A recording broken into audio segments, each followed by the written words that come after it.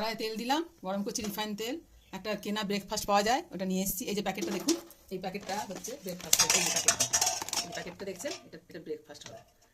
আর এর নাম হচ্ছে আলু টিক্কি। হ্যাঁ, ব্রেকফাস্টগুলো দেখুন, এটা এরকম দেখতে হয়, এরকম পুরো ডুবো ডুবো রিফাইন তেলে এটাকে ভাজতে হবে।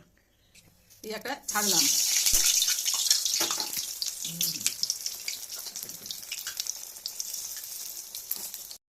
এটা এই ব্রেকফাস্টটা ইজি আছে, কিনে নিয়ে আসবেন আলু টিক্কি। তারপরে ডুবো তেলে রিফাইনে ভালো করে লাল লাল ব্রাউন করে ভাজতে হবে। তারপরে এটাকে তুলে নেবো ভাজার পরে, তারপরে খেতে হবে, আর কিছু করার নেই। চটজলদি জল খাবার তৈরি হয়ে গেল। দেখুন আলু টিক্কি কি সুন্দর ভেতরে পুরটা দেখা যাচ্ছে। খেলে এত সুন্দর স্বাদ, চটপট হয়ে যাবে একদম। বাচ্চাদেরকে খাওয়াতে পারবেন। এতে বেশি ঝাল নেই, তেল নেই, মশলা নেই। হ্যাঁ, সস দিয়ে খাবেন। হ্যাঁ, সস দিয়ে বাচ্চাদেরকেও দেবেন, কোনো ঝাল নেই, তো ঝাল মশলা তেল কিছু নেই, সবাই খেতে পারে। হ্যাঁ, যত পারবেন সাবস্ক্রাইব করে দেবেন। ধন্যবাদ।